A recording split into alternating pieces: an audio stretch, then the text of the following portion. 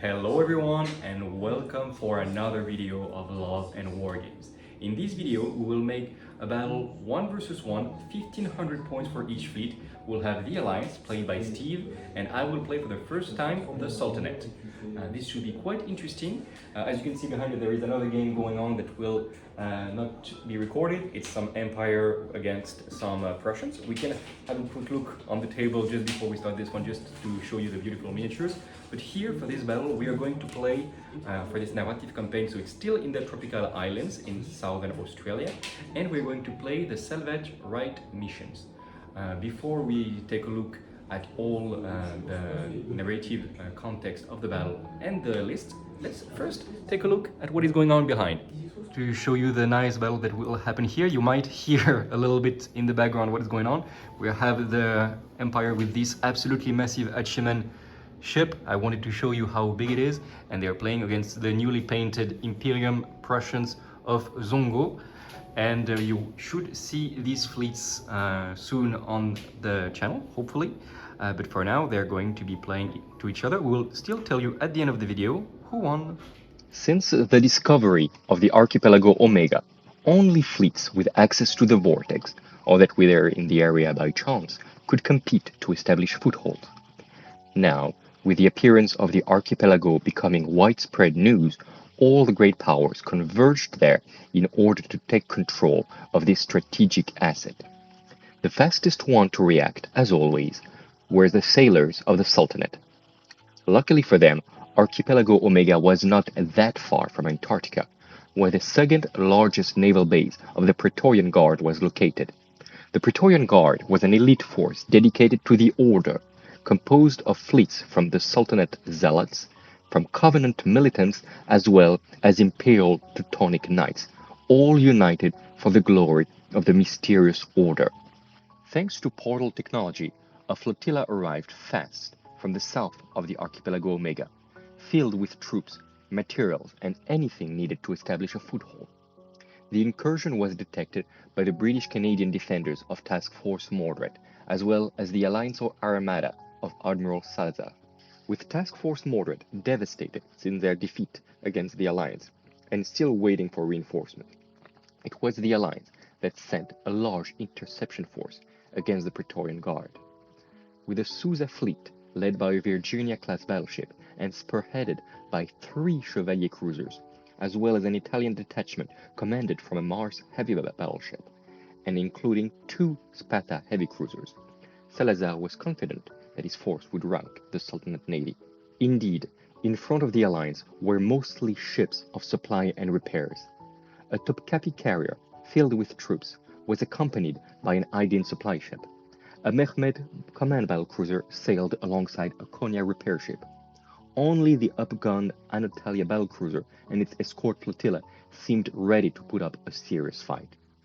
But what Salazar did not expect is that, unknown to the Alliance, a Retage portal ship and its accompanying Carolus destroyers used their superior portal technology to jump in the back of the Alliance forces. Would the interception fleet sent by SUSA Admiral Salazar rout the Sultanate and order ships and maintain control on the Archipelago Omega?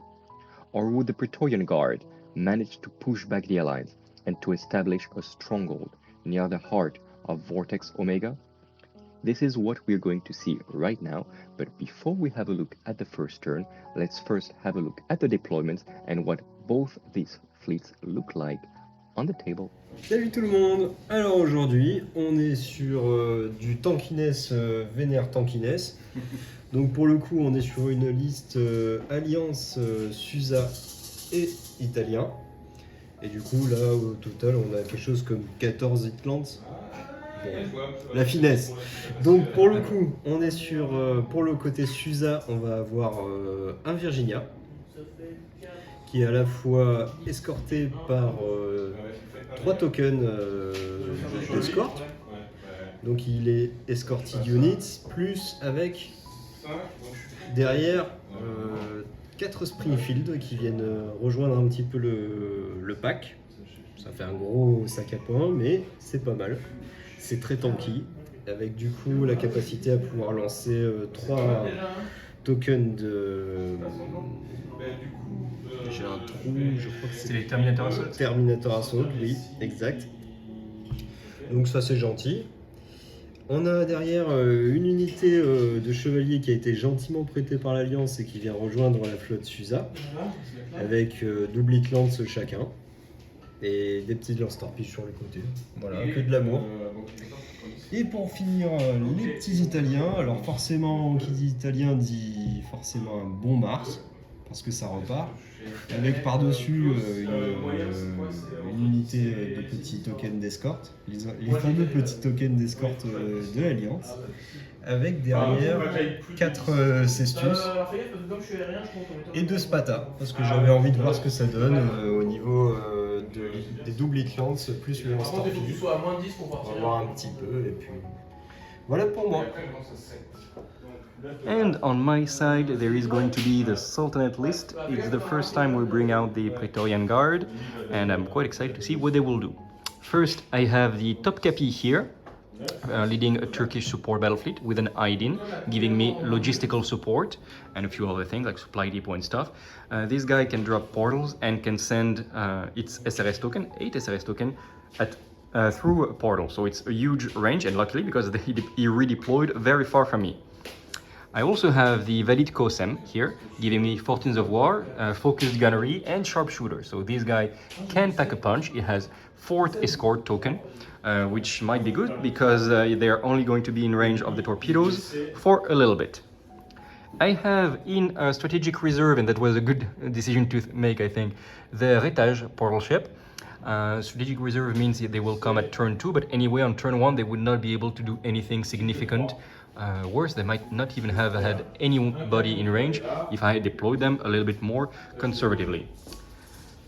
He's escorted, the Retage, as you can see, by 2 Carolus destroyers, very strong mass 1 ships, and they can support the boarding through the portals, or they can shoot. This is a very good combo that will arrive later. I'm counting on him to do damage.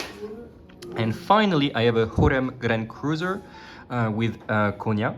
Supply ship, not a supply ship, like a maintenance ship with 2 little escorts. Those guys are not feeling so safe because they have the entire alliance fleet just in front of them. Luckily, the Sultanate is very, very agile, so I'm planning to just use the drift, the power slide, to just stay away. As we've said, we play on the scenario of salvage rights, but I'm just gonna give up this area, I think. Otherwise, I will lose the Hurem, which I don't want. This guy has 4 particle beamers to the front and 2 gun batteries to the rear, and command codes. So I will probably try to come here soon and try to shoot at long range, because he's not that efficient at long range, and I am fine with my particle beamers. So this is what I will try to do. This is it for my Sultanate list. Let's go for the first turn. Alright, first activation, I decided to hold my nerves. Now I have a lot of good cards, but the 2 Spatas here with the hit lances went forward, used the card of Valor to get in reach of the objective, and are going to focus everything on actually the Konya, because the Hurem had a lot of defenses with Shield Generator and the Mirage Generator as well. So that's going to be a lot of dices, devastating, rerolling blanks. That might hurt. Okay, rerolling blank. Okay, and I see 1 explosive. And another explosive. Okay, could have been worse, but it's still gonna hurt. Alright, so that was 2 points of damage in the end, and I went directly to the black level of disorder because, because it is hazardous, and I got a generator offline critical.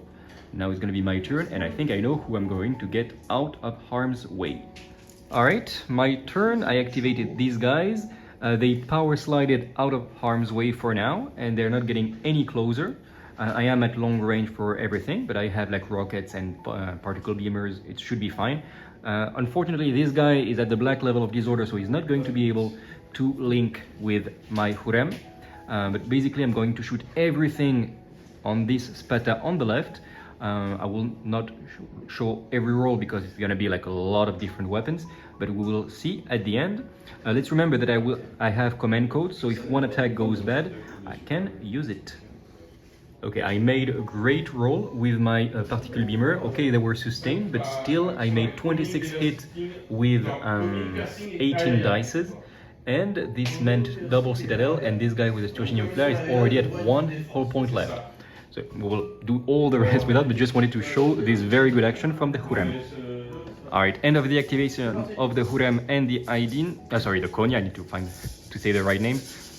They finished off just 1 whole point of damage with the last twin torpedo salvo to finish off the Spata. And the repair of the Konya with its advanced repair facilities was very good. I repaired 1 whole point, actually going back to 3. And I removed 2 levels of disorder, staying at the yellow. So I'm quite happy from this, actually. And yeah, I almost cancelled out his attack, and I sank one of his Spata.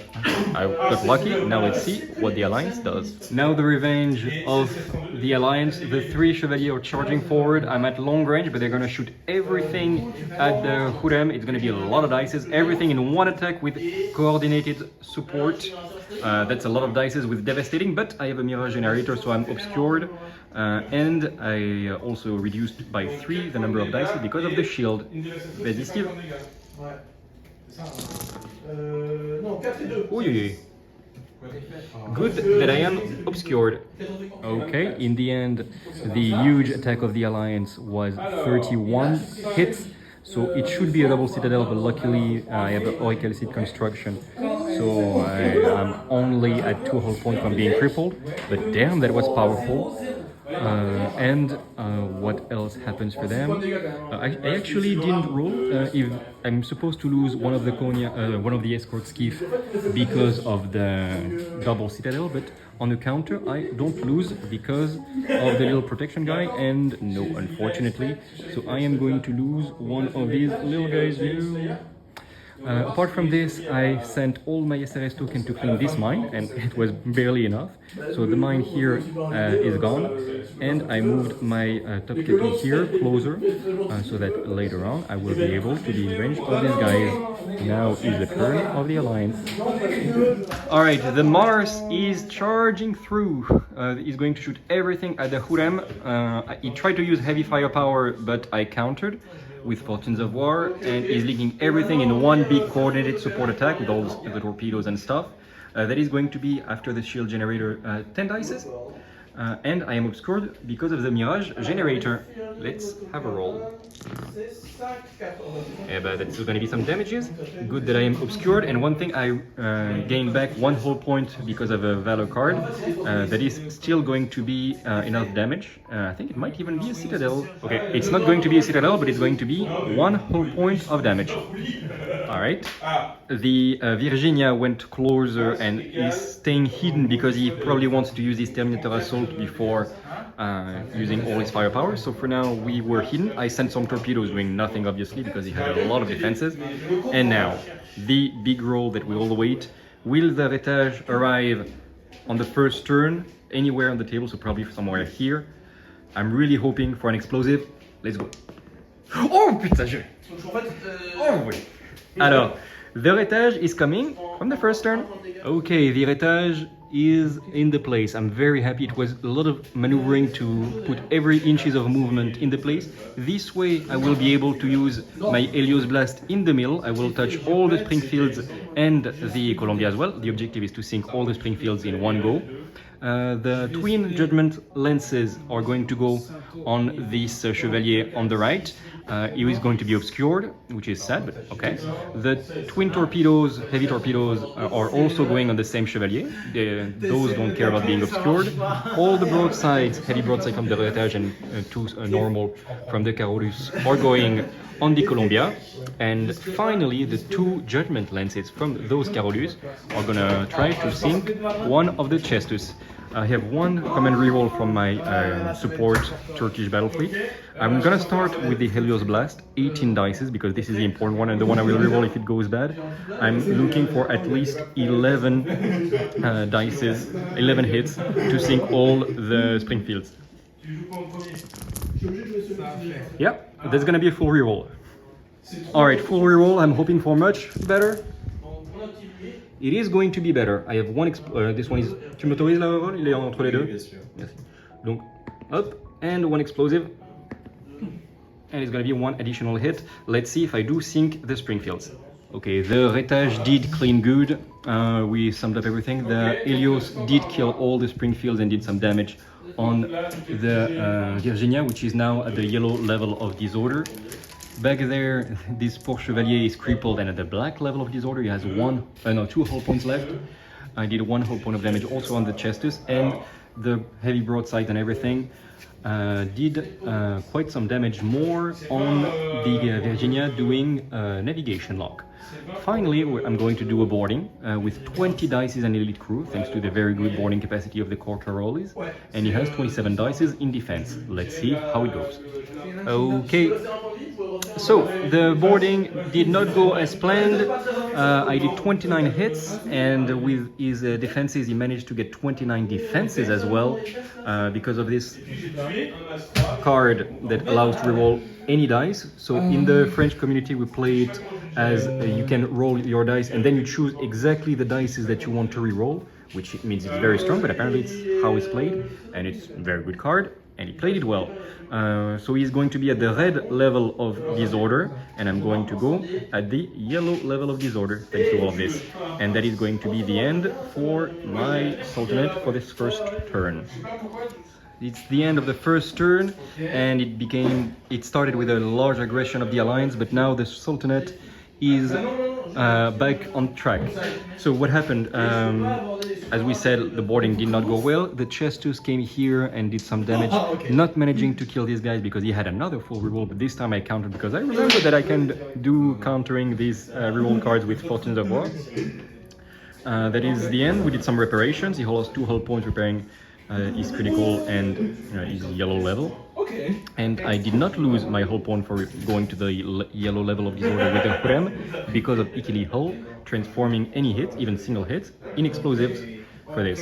Okay, so we betted. It was very hard bet. I bet a card at 53, him at 51, so I barely got the second turn. I'm very happy with this, and obviously I'm gonna start the second turn by activating the Retage. Alright, beginning of the second turn, the Retage activated first. I just did some power slides because I liked how I was. Still the broadside and the boarding are going on this guy.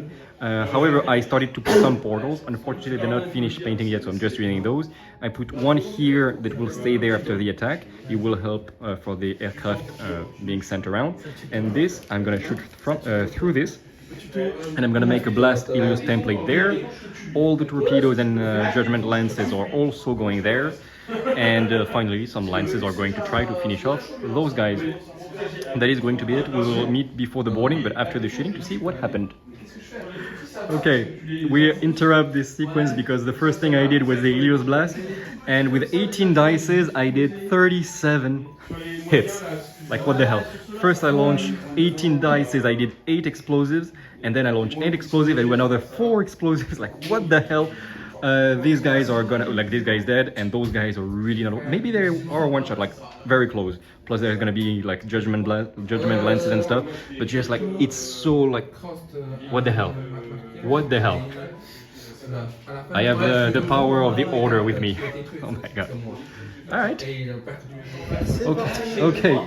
We finished the shooting. One of these guys died. The Helios wiped out all these guys. I lose all the frontal weapons. And I did a very good boarding action. I did 35 hits with 20 dices.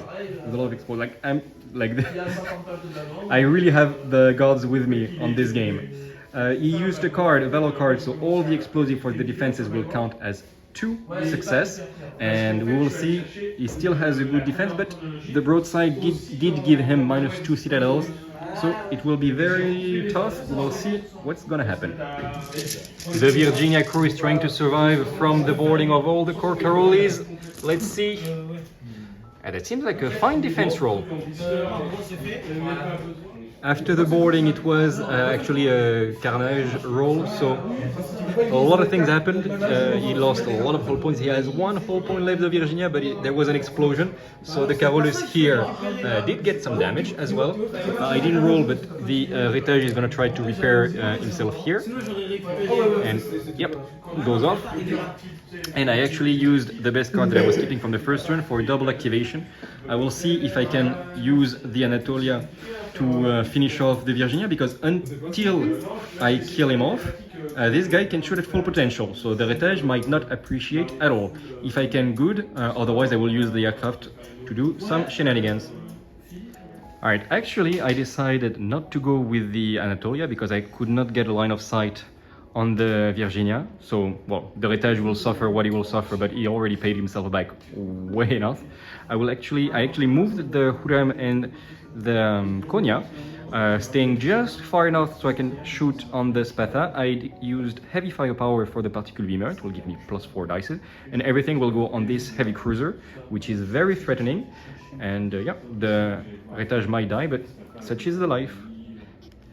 Alright, the Hurrem and everybody shot everything at the Spatha down there. He is crippled, but he has only 1 hull point left, and he will take the objective next time. Now, the Virginia has activated, and yeah, let's say the Retage is really going to have a bad time. He's gonna shoot everything and probably board. We'll first do the shooting, and then we'll see for the boarding. Alright, the Retage is crippled. He got a lot of damage, like 37 hits, but no double citadel, luckily, because he's Sultanate. But the critical damage was Turginium Flare, so he was pushed for 3 inches. He went against the Columbia, and the Columbia is now sinking. But the little birds are already in the air, so I will suffer from the boarding of the Terminator assaults, even though the boarders are probably a bit scared, because their main ship is already sinking. Okay, the boarding did quite well. He had +1 hit, 14 to 13, and he did a point of damage, and I am now at the black level of disorder. And he used a card for making double activation, ouch! And I fear the Mars is coming to finish the deal. Okay, the Mars is indeed coming, and he's shooting everything at this poor Retage. It smells like burnt here. Vas-y, Steve. All of this is devastating. Oh, it's not a good roll. Oh, yeah. But that was not a good roll at all. It does 19 hits, so it has armor 7, so it's going to be 2 hull points. At 20 he would be dead, like 21. He loses another hull point because he was already at the black, and this guy loses another point of morale. But now let's see the critical, if he will die or not. And he already had generator of line, so it's catastrophic explosion. He dies and sinks under the wave, but he did quite a good job, and very good shooting in the end of the Mars. He did his job. The Mars indeed killed the Retage, but he's a little bit in trouble because all the way over there from the table, the top capi made a little portal generator, and then he made a power slide. He sent everything through this portal. The aircrafts went out from there, and from here went there. It's such a cool rule, and it's actually useful on large tables like this, because you can really cross the table with the aircraft and have virtually unlimited range, which is good because you have 8 SRS tokens to send. So that's really cool. So the Mars has a lot of defenses, but I wanted to see how good it's gonna be, especially since he has no shrouds against aerial attacks, but he has a lot of ADV, so we'll see how it goes. He is now activating the Spatha, and I think someone here is not going to enjoy the joke. Okay, the Spatha did some torpedoes here that should have made a point of damage, but he did nothing because of a good defense roll. And he did 1 point of damage on the ID. It was not a great roll, but it was enough to put him to the red level of disorder and 1 point away from being crippled. So now it's gonna be my activation. I'm going to activate this guy. I'm not sure I'm gonna do more than, maybe some torpedoes on this guy, if I can finish him off. Otherwise, it's going to be it for me for the second turn. The Chestus will not do much more, and yeah, we'll see. Oh putain, they have flag barrage, I forgot. They will probably try to intercept these guys. Well, we'll see how all of this goes. Okay, last actions of the second turn. First, I need to say that this Valid Kosem did sink the little Spatha that was there with 1 point of damage from the torpedoes, but that was enough. And now the Chestus Zebek are staying in range of the Mars for their flag barrage, of course, and they're going to throw all their gun batteries on this poor Retage right there. It's going to be 5 plus 3 plus 3, 11 plus 2 dices because of focus gunnery. So 13 dices re-rolling blanks that might kill him outright. Oh, you know. Rerolling the blank. Oof. Okay, he's dead. Oh, yeah, he's. Whoa. He starts the. Yeah. Oh my god. The whole squadron is dead. Okay. That's going to be the end for the second turn. We'll make some jury rig repairs and we'll see who starts the third turn. Yeah, that was a bit stupid for me. It's absolutely not the end of the game, of the turn, because we still have the air attack happening against the mouse. And let's have a look. First, he has 6 dice from Flag Barrage. Each explosive removes 1 token. -2, very good. So that's only going to be 6 tokens left. I still have Weight of Fire, but now he will be able to make his ADV to try to sink more. Allez. Okay, so if he removes just 1 more token, I lose Weight of Fire, which would be quite annoying, because Weight of Fire would also destroy one of his escort unit. So I really hope he doesn't do more than, yeah, probably I will not succeed. Just 3 counters and I'm sad. No, 4 counters.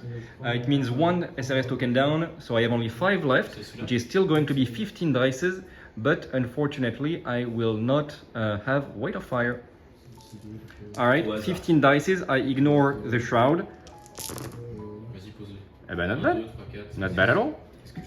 Okay, it was a very fine roll with all of this. In the end, 15 dices, I did 26. So that means that this guy got 3 points of damage and a critical, which is actually, he doesn't have any anti-torpedoes and anti-air defenses anymore. Quite fine with that, but it will probably repair. It's a good repairing ship. That is the end of the third turn. We are going to bet cards to know who plays next. 51. Alright, he played 51 for the card and I played 23. So he has the initiative for the third turn.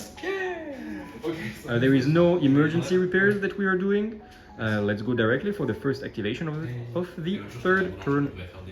Alright, next activation, I activated my Konya and my Mehmed. They are being extremely annoying in KG because now the enemy is going away, so now they're going back here and they moved there. I declared heavy firepower on the 4 particle beamers to shoot in the rear of the Mars. He is obscured anyway, but he has a shroud, so he's super shrouded. And I'm gonna put all the rockets and all the torpedoes on the chest tools that are all the way back there. They are within long range and not extreme, so that is good. And then I will try some reparations. Let's see what happened at the end of all this shooting. Alright, the Hurem did its job, so it's focused everything on the mouse, doing 3 whole points of damage, like exactly 24 hits, and a critical, making a navigation lock on the Mars, and all the torpedoes and rockets sank one of the Chestus Zebek back there, and it sunk one of them, and another one lost 1 whole point, and they came back in defensive position around the Italians, and there's going to be a clash of titans with this guy. The top cap he activated and moved a little bit. Of course, it sent all its SRS token on the Mars, thanks to being able to put portal and then sending through the portals. You can launch at 45 inches, so good. And then I moved the battle fleet of the Valid Kosem here, getting ready. He can shoot me if he goes there, but I will be obscured. And we are really setting up to have this little battle fleet with all the escorts and the frigates. And he has exactly the same with the Chestus Sebek on the side and all the escorts. So there is going to be a big clash here, and it's going to be the last big fight of this game. This is the end of the second turn, but before we have this, there's going to be a flag barrage, 4 dices, to see how many are gone. Let's have a look. He is looking for explosives. No explosive, but he still has some good defense rolls from all its escorts. He wants to sink at least 3 SRS tokens, otherwise I will get Weight of Fire. Okay, let's see how many SRS tokens he can sink. Okay, that is going to be 2 SRS tokens down. Oh my god, no! He rerolls. Okay, he is looking to sink the last one. He needs to have 2 more counters and he will remove my Weight of Fire. Okay, vas-y. Oh my god, barely. He needed 1 more. 1 more. So I lose 2 SRS tokens and that's it. So I will have weight of fire and no. I will have weight of fire and I will destroy one of his escort through the weight of fire. Alright, so one escort is already down from the weight of fire and I have 18 dices, rerolling blanks. And luckily that I reroll blanks. Rerolling blanks. 2 explosives. And that's it. Okay, for the end of turn 3, oh my god, I actually betted 57 and he got ballsy and he used his double activation card 59, so he has the initiative. I think it's the first time I've seen such a high bet and actually spending one of these double activation card for the initiative, but yeah, he doesn't need it that much, so well done. And he will start the turn 3 probably by putting everything on my poor valid Kosem. The Mars against all odds went back actually. He made a full reverse and went back. So now he's not facing actually the battle fleet of the valid Kosem. He's going to shoot everything here at the Konya. So it's gonna have 1 hit lance plus heavy broadside because he's at closing. It's gonna be 10 dices, and if he does only 1 point of damage, the Konya cannot repair anymore. So that's going to be very sad for me. 10 dices, devastating. Oh là là. Oh la la. Okay, he's using a rerolling card. Est-ce qu'on la récupère? Non. Actually, I'm gonna counter this. Wait, I had to burn 2 cards, but I prevented his rerolling cards, and that saved my Aidin. I really want him to be able to repair and to give health back left and right later on, and plus to help good when I'm going to shoot at the Mars. Whew. Let's never forget to use Fortunes of War to prevent rerolls from your opponent. Might have been stupid because after I checked in the list, the Konya has actually an armor of 6, which is what it did. So I got a point of damage anyway. He's crippled, and but now he's still in the game. We're not sure. Like, I hope I will be able to do enough damage. He has 4 dices to repair, and I need to make sure that before the next turn I can do enough damage on the Mars, so he will not obliterate me. It's time for the vengeance. We went a lot closer thanks to Wikili Hall. This worm can be fast when he goes straight, and I'm now at point blank of the Mars. And what is going to happen here is that I am going to use heavy firepower with all the particle beamers and all the rest of the attacks, or anyway going into the Mars. I hope I can put him to the crippled. He has still 3 hull points because he just repaired just before. And let's see if I can manage to do that. Let's meet at the end of all the shootings. Alright, let's actually see this big ball of dices of particle beamers. With heavy firepower it's 26 dices because it's 7-5, the particle beamers. It is sustained, but he is shrouded. So rerolling the single counters with sustained. And all the explosives are not rolled because he's shrouded. Alright, this is the end of the 3rd turn. No more shooting. The Topkapi obviously sent everything on the Mars, and the Valid Kosem made a little movement so he can next turn maybe have an angle of fire on the Mars. For now, Flag Barrage did nothing. He removed then with ADV and Escort 2 tokens. I have 18 dices with weight of fire, so I will eventually at the end destroy 1 more escort, and 18 dices with piercing. There is a chance, there is a world where I sink the Mars attack. The Mars with this attack. 18 dices, rerolling blanks. Rerolling blanks. 4 explosives. That's it. I'm not sure he's dead. Alright, 2 hull points and 2 criticals, 1 from the Citadel and 1 from piercing. Let's see, there is some chances, like if any of them provoke damage or they're the same. The Mars is going down. Yeah, one of them, okay. Sturginium flare does kill the Mars. So the Mars goes down from this air attack from the Topkapi. Little by little, this little aircraft carrier did manage to sink the Mars, and only the Chess-2 Zebek is left.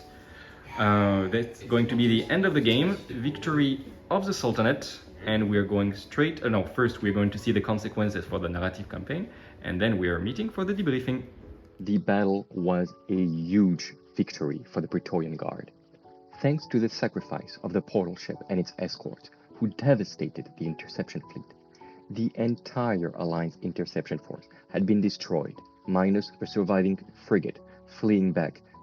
In order to push back Task Force Mordred out of the vortex, Admiral Salazar would probably need some additional reinforcements, and more than the Alliance ships that were already en route to his base of Fort Victoire. At the same time, the Praetorian Guard's success allowed them to build their fortress of the Bastion of Order, gaining control of a vital supply line that would allow Covenant reinforcements of the Praetorian Guard to join them in order to, later on, start a massive assault on Vortex Omega and Task Force Mordred. The pieces are now in place, and the first massive battle for the control of Vortex Omega was about to begin. Okay. Okay, the game ended as well for this table. It's a victory for the Prussians. Apparently, it was very, very intense. Like this is what happened at the end of 3 turns, I think. So it was very intense. Let's just get a little feedback. What did you think of this game? Because you played the Prince Eugen on one side and the Terra Marina as well from the Teutonic Knights, and we had for the Japanese, especially the Hachiman, that seemed very interesting. So, what do you think? How did it go? Well, the Prince again is always really interesting. It's rather fragile, but it packs a really incredible punch. So if you can grow close enough to your opponent's line, you will work havoc with it. Okay. The Terra Marina, I can't say anything because it was one shot on first turn. So Okay. So a bit fragile. Beautiful model, but not so fragile, but amazing dice rolls for my opponents. So can't say much about it. As usual, Prussian destroyers with reserve rules are extremely powerful. So it's probably what tipped the balance in my favor today. But just what can you do? Okay, yeah. What can you do against the Prussians? Well, And the Japanese, how did they play? Alors moi je parle en français. Français, vas-y, très bien. I'm French. Moi j'ai bien aimé cette partie parce qu'on a pu voir une belle confrontation entre aériens et sous-marins. Donc on a vu qu'on était obligé de se répartir les tâches au niveau de la flotte nippone entre les surfaces qui pouvaient tirer sur les aériens et les sous-marins qui ont pu s'occuper des surfaces. Les sous-marins, franchement, ils ont bien marché, ils ont bien fait leur travail. On s'est trouvé vite submergé parce qu'on était. Je sais pas combien d'activations à la fin, mais j'en ai 7, je crois. Ouais, et donc, du coup, on s'est retrouvé très vite submergé par le nombre. Mais c'était vraiment très intéressant. Très équilibré à la fin, du début jusqu'à la fin. Le Hachiman, c'était vraiment une belle stratégie. C'est résistant et ça met des grosses attaques. Ça n'a pas de gros dégâts en lui-même, mais c'est vrai que ces exosubs font vraiment le café. Puis comme c'est des tokens, tu peux quand même un peu plus, là c'était pas trop possible, mais tu peux un peu plus jouer avec le décor. Tu vas te planquer un peu, et c'est quand même un gros cuirassé, quoi. C'est vraiment résistant. Ça tient bien, ça encaisse bien les dégâts, et puis c'est vrai que les exosubs, ça fait le ménage. Même s'ils ont tiré 3 tours sur le zeppelin qu'ils n'ont pas réussi à couler au final. Ouais. C'est un beau bébé. Bon, bah écoutez, très bien. Merci beaucoup. Et puis, on se retrouve pour une prochaine fois. Alright. This is the end for this battle. Victory for the Sultanate, but the Alliance held good all the way until the end. It was a very fun game. First, we'll see what did you think, Steve, of the game, of your list, of the Sultanate, of the Alliance, and especially of the Mars. It's the first time we see it on the channel. So, on the Mars, there is a very toughness and very effective in shooting points and destroying some cible of Mass 2, Mass 1, but even Mass 3. He can deal with it easily, but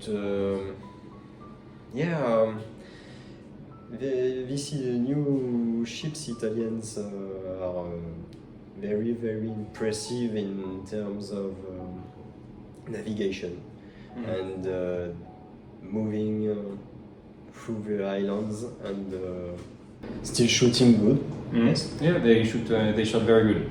And so yeah, good ships overall.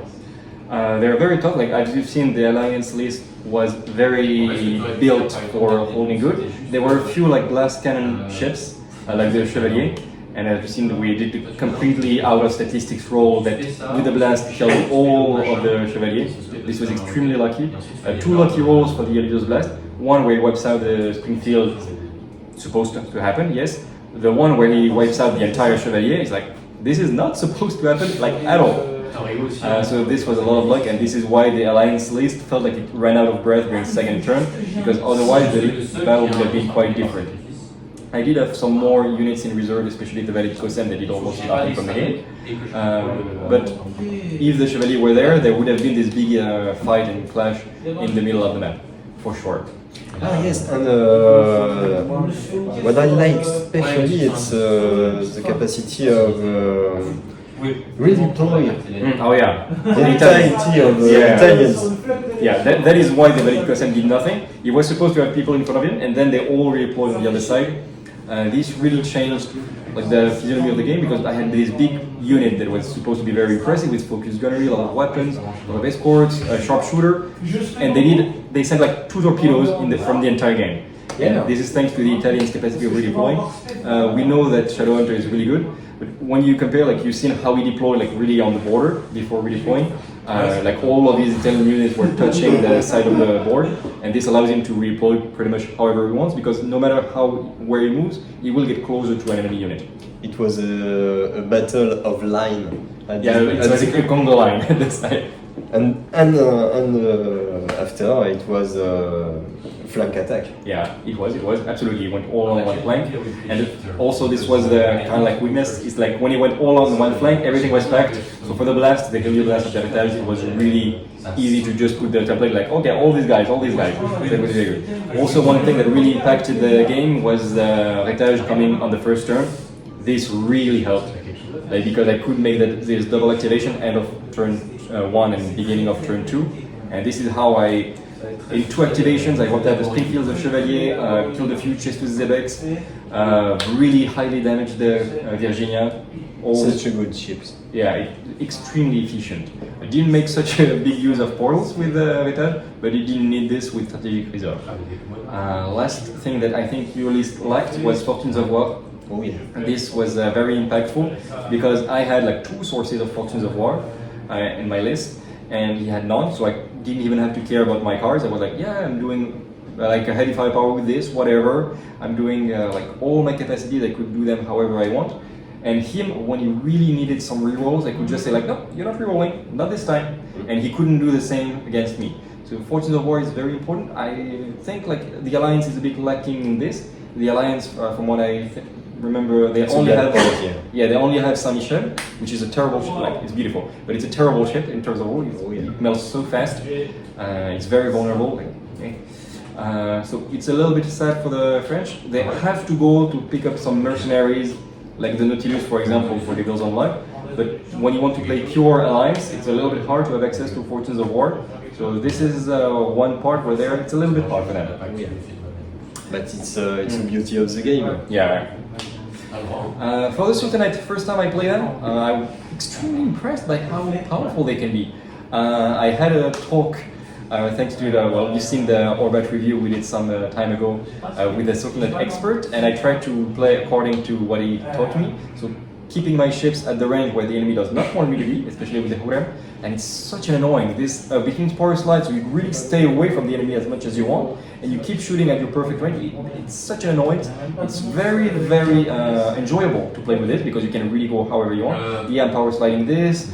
I didn't use this because I keep forgetting that with the Mirage you can teleport before you drift in any direction. They're extremely agile, and they are efficient. Like the fact that you cannot have double citadels, it's very good for the defense. Because it saves you a lot of hull points actually in the end, and you can really be wherever you want, and when they punch hard. The Topkapi has 8 SLS tokens, it's good. The Heritage, you've seen what he can do, it's an absolute monster. I will never put Sultanate without him, henceforth. The Valid Kosem, I'm pretty sure he would be extremely efficient as well. How I built him with heavy firepower, it's so many dice, rolling blanks, -2 citadels.